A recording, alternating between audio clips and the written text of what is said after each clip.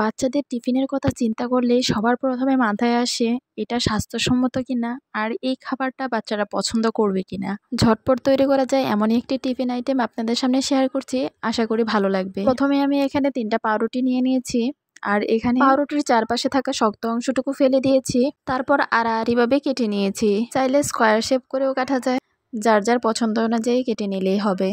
এবার এই পাউরুটির অংশগুলোকে একটা সাইডে রেখে দেব, তারপর তৈরি করে নেব মাঝখানের পুরো অংশটুকু।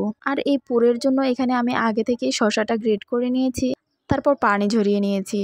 এরপর একটা সিদ্ধ ডিম গ্রেট করে নিয়েছি পেঁয়াজ কুচি এবং কাঁচামরিচ কুচি। এবার এই সবগুলো উপাদান আমি একটা মিক্সিং বলে ঢেলে নেব। পর্যায়ক্রমে শসা কুচি, পেঁয়াজ কুচি এবং কাঁচামরিচ কুচিটা দিয়ে দিয়েছি। এবার এর মধ্যে অ্যাড করে দেব হালকা পরিমাণ লবণ। তারপরে এখানে আমি মেয়োনিজ অ্যাড করেছি। আর মেয়োনিজটা অবশ্যই চেষ্টা করবেন একটু ভালো ব্র্যান্ডের দেখে নেওয়া, যেহেতু বাচ্চাদের স্বাস্থ্যের কথা ভেবে আমরা এই টিফিনটা বানাচ্ছি। তো এখানে আমি 3 থেকে 4 টেবিল চামচ পরিমাণ মেয়োনিজ নিয়ে নিয়েছি। মানে সমস্ত ইনগ্রেডিয়েন্টসটুকু ভালো করে মাখতে যতটুকু মেয়োনিজ প্রয়োজন সেইটুকু অনুযায়ী নিয়ে নেবেন। এবার এর মধ্যে আমি টমেটো সসটাও অ্যাড করেছি, সেটা একটু স্কিপ হয়ে গিয়েছে।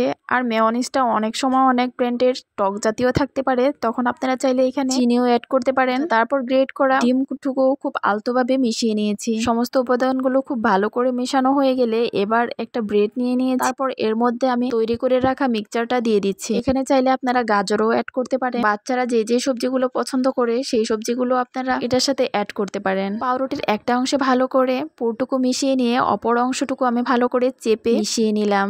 এবার চারপাশটা খুব সুন্দর করে কোটিং করে নেব।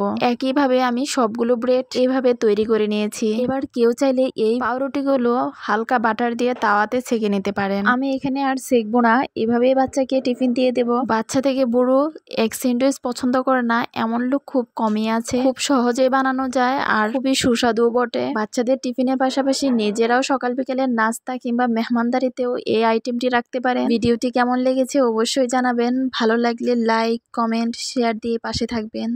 ভালো থাকবেন, সুস্থ থাকবেন। আল্লাহ হাফেজ।